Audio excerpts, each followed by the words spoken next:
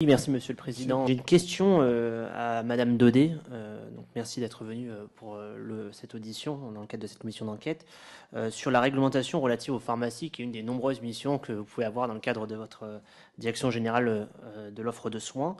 Je suis confronté sur des cas particuliers sur mon territoire, mais je sais que c'est assez vrai à travers la France, sur la réinstallation d'officines de pharmacie qui sont bloquées par la réglementation aujourd'hui quand les villages et les communes font moins de 2500 habitants.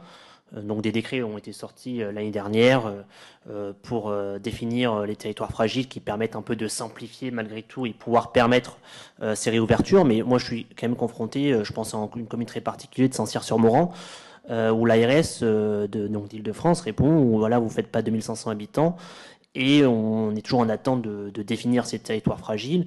Et je voulais savoir si vous, dans le cadre de votre direction, vous avez des retours à travers le territoire sur d'autres cas où aujourd'hui cette réglementation est un peu trop rigide, malgré les simplifications qui ont été mises en place au fil du temps. Et je voulais savoir si ça nécessitait de nouveau, dans le futur, d'évoluer encore sur la réglementation pour faciliter, parce que je pense que ça peut être problématique de constater que des communes qui essayent de réouvrir parfois des pharmacies ne le peuvent pas pour la réglementation, et je constate parfois un désarroi de maires qui sont sans solution, et nous-mêmes, disons, sommes bloqués par aujourd'hui la réglementation en vigueur. Donc je voulais avoir votre avis aujourd'hui, puisque les décrets ont été pris il y a déjà 8-9 mois, les derniers décrets sur la définition des territoires fragiles, quel est votre retour d'expérience au niveau de la direction? Merci madame. Ce qui est sûr, c'est que c'est un décret où on a effectivement pas mal de remontées, de la part des ARS et des différents territoires.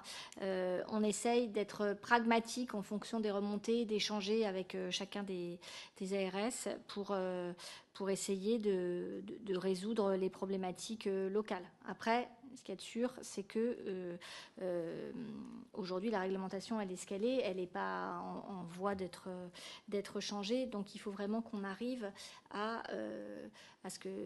dialoguer de façon à ce que les ARS puissent s'adapter au mieux qu'elles le peuvent avec les outils qu'on leur a donnés aux réalités du territoire. Je ne peux pas là dire beaucoup plus.